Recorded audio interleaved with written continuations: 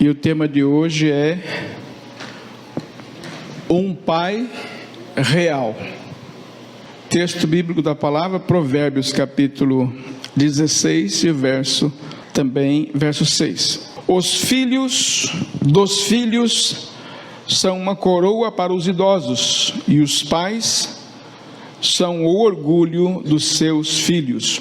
Talvez alguém possa estranhar essa expressão, um pai real. Ora, se é pai, é real.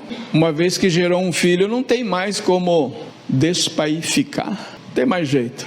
Pai é pai, então é real. Mas por que essa expressão, um pai é real?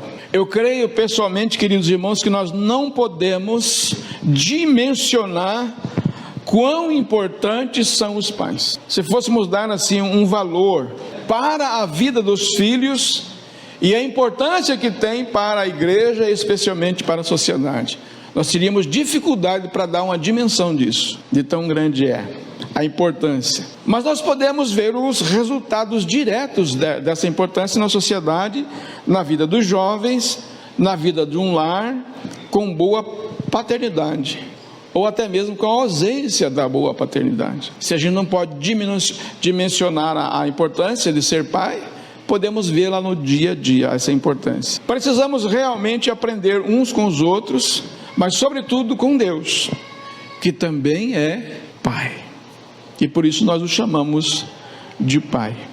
Eu anotei aqui um pensamento de Afonso Romano de Santana, que ele disse o seguinte: aprendemos a ser filhos depois que nós somos pai. Só aprendemos a ser pai depois que somos avós. Pensa num princípio verdadeiro. Quando você for pai, você vai ver, puxa vida, eu poderia ter sido um filho melhor. Mas só depois que você for avô, você pode dizer assim, puxa, eu poderia ter sido um pai melhor. Embora a sociedade pregue, meus irmãos, uma falsa ideia de que todo homem é igual e que todo pai é igual, nós podemos acreditar sinceramente que cada homem é diferente. E os pais não são iguais porque os homens são diferentes. E obviamente que nós teremos pais de todos os tipos e pais diferentes. Há homens que escolhem, meus irmãos, anseiam deliberadamente, desejosamente passar pela paternidade, se tornar um pai, sonham com esse papel. Mas também existem aqueles que encaram essa tarefa como um acidente, meio que totalmente sem querer, já que está, que vá. A figura do pai é importante, tanto que todas as pessoas que foram criadas sem a presença do pai tem aquilo que alguns chamam de saudade do pai. Por outro lado, aqueles cujo pai era ou é um tirano, por exemplo, um tipo de carrasco, tem sérios problemas de ressentimento em respeito à figura do pai. E há vários tipos de pai. O primeiro é o pai biológico, que sem o ato conjugal não poderia ser pai. Então, o primeiro é o pai biológico. E o pai biológico é aquele que acaba não tendo responsabilidade nenhuma. Ele só gerou uma vida. Mas o pai biológico é uma pessoa completamente desligada da família, dos filhos. Para os filhos, para a mãe, para a família que ali ficou, não tem valor nenhum. Só num papel em algum lugar lá, foi dito que aquele lá é o pai, que as pessoas não nutrem nenhum sentimento por ele. Às vezes nem de raiva, nem de dó, é o pai biológico. Há um desinteresse total por parte dos filhos. Por causa do pai biológico, surgiu o pai adotivo. O pai adotivo é aquele que, na ausência do pai biológico, ele assume a responsabilidade de ser pai daquele filho e passa a ser o verdadeiro pai daquele filho. Então, justamente porque existe o pai biológico, agora surgiu também o pai adotivo, que passa a ser tão amado, tão amado, que quase que transparece que podia bem ser o pai biológico, de tanto que ama, de tanto que cuida, e se diz por aí na rua que Não, esse é o verdadeiro pai. Pai é quem cria, alguns afirmam. Existe também o pai emprestado. O pai emprestado normalmente é um parente muito próximo da família que ajuda a criar os filhos. Ele não é realmente um pai ali da família, mas ele é um pai emprestado. Ele está ali ajudando e acaba tendo um papel muito importante. Como eu disse, às vezes um vizinho, um parente muito próximo. E às vezes, meus queridos irmãos, esse pai emprestado, ele faz o papel de pai, porque às vezes é uma questão justa até.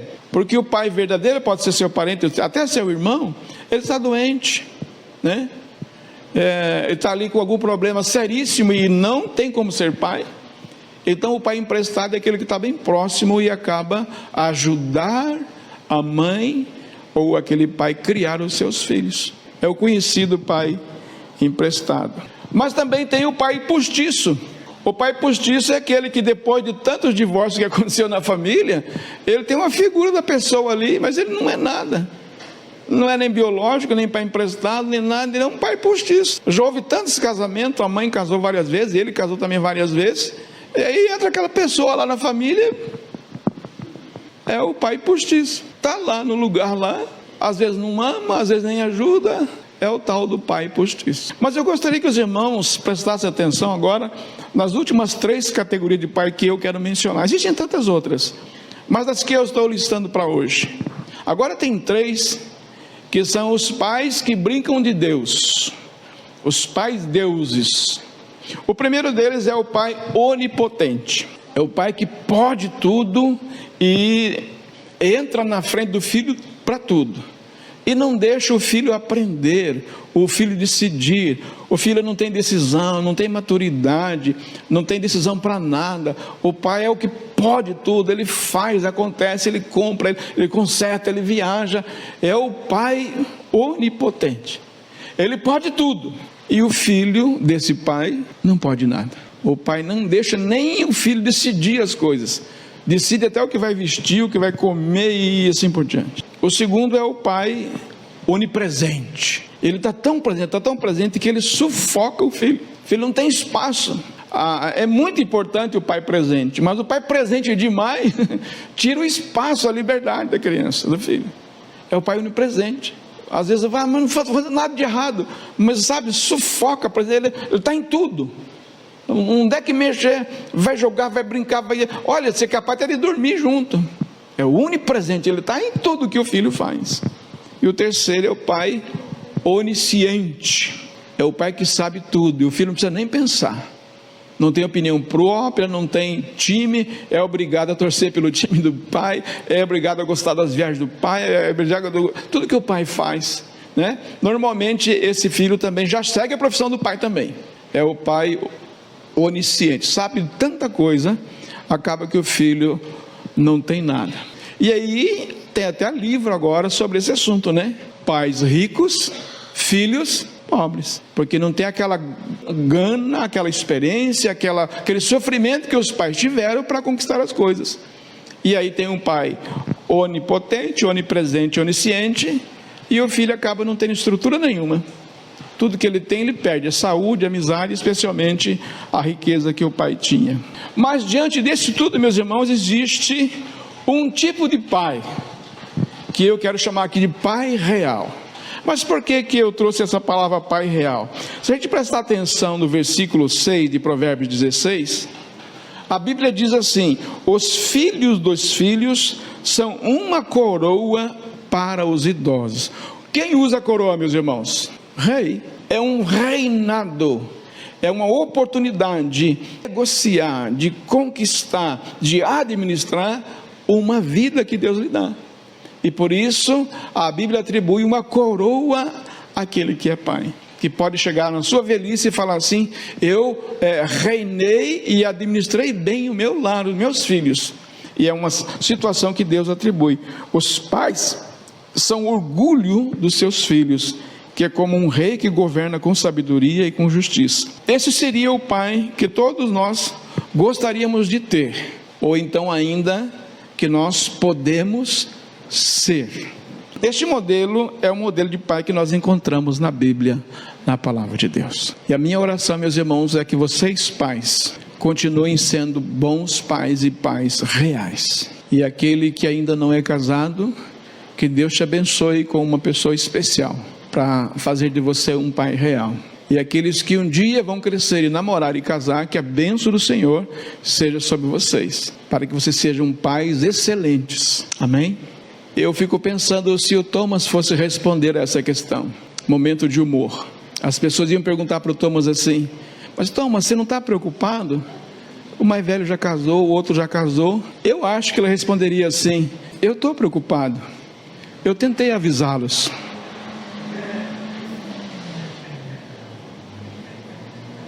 Brincadeiras à parte, a paternidade é um chamado real. É uma bênção que Deus dá àquele que deseja. Em Provérbios nós aprendemos que o pai real é o pai que ensina os seus filhos o caminho que devem andar. Esse é o pai real, que ele mostra, e não é o filho que mostra onde o pai deve andar.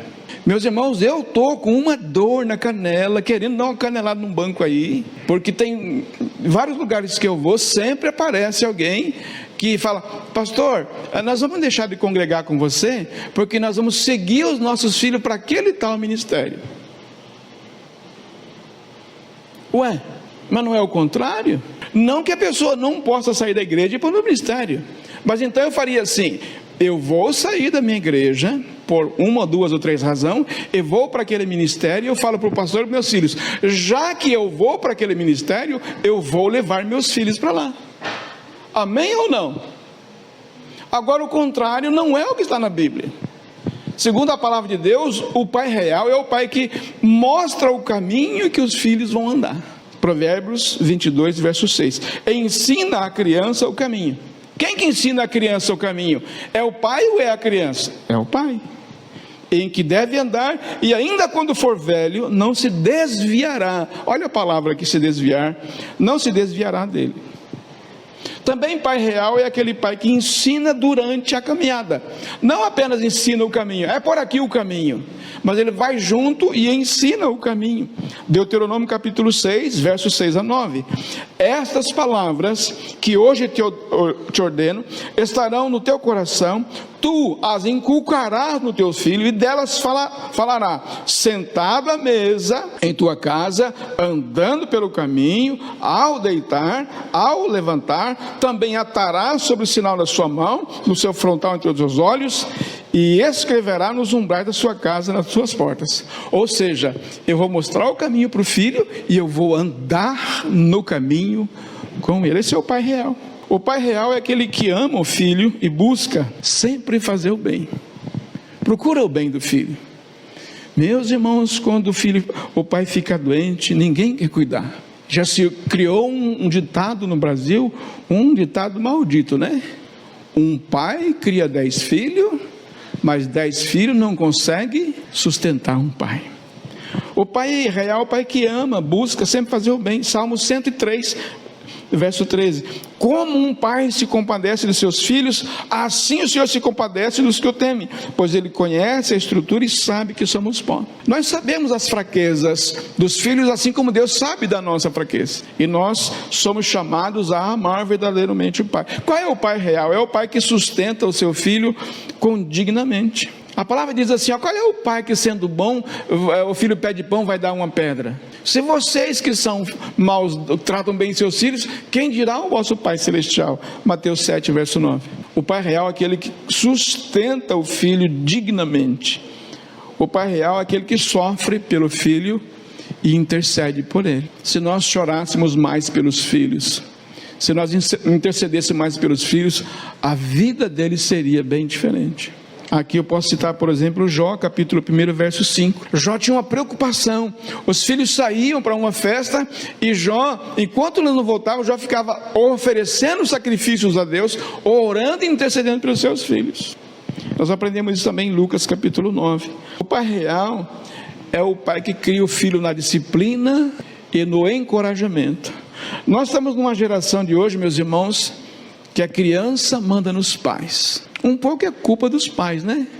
Quando faz uma festa, coloca a criança num trono e fala assim: minha rainha, meu príncipe, né?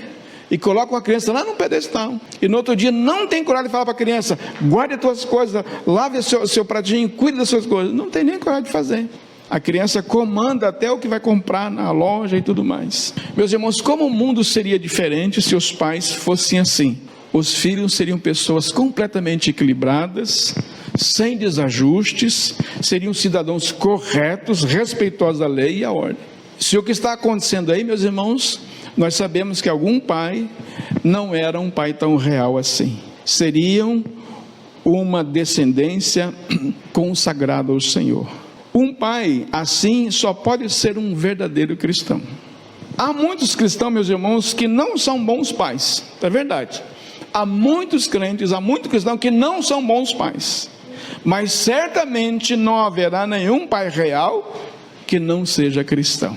Sua condição de chefe de família, sua condição de cuidador, de respeitador das coisas, embora que atualmente se diga o contrário, que não é correto dizer que o pai é chefe de família. Um conceito machista. Divide as atividades, o pai não é sozinho não. E essa figura, segundo alguns, já caiu de moda, está sendo de moda. Mas a palavra ainda não mudou, meus irmãos, a palavra está lá ainda, à nossa frente. E Efésios diz assim no capítulo 5, o homem é o cabeça da mulher, como Cristo é o cabeça da igreja. E essa comparação é boa, é uma comparação sublime nessa relação familiar que é feita entre Cristo com a igreja. E a pessoa só se torna o chefe da família quando ele assume pelo menos 2 ou 3 responsabilidades básicas. A primeira é amar a sua família como Cristo amou a igreja. E é por isso que ele é o cabeça da mulher e é o chefe da família. Porque é desafiado a amar os seus filhos, sua família, como Cristo amou a igreja. A segunda coisa, alimentar a sua família assim como Cristo faz com a sua igreja. Cristo alimenta a igreja pela presença do Espírito Santo, pelos dons, mas especialmente pela palavra que ele deixou. E em terceiro lugar, ele é chefe da família, porque ele pode buscar a santificação da sua família, como Cristo quer e busca a santificação da igreja. Amém? Que todos os filhos que gostariam de ter um pai real, sejam abençoados por Deus. Todos os filhos também gostariam. Todas as mães também gostariam de um pai assim. E as mulheres gostariam de ter um pai real. Seja um pai real. E você que ainda não é, se prepare para ser um pai real. Amém, queridos?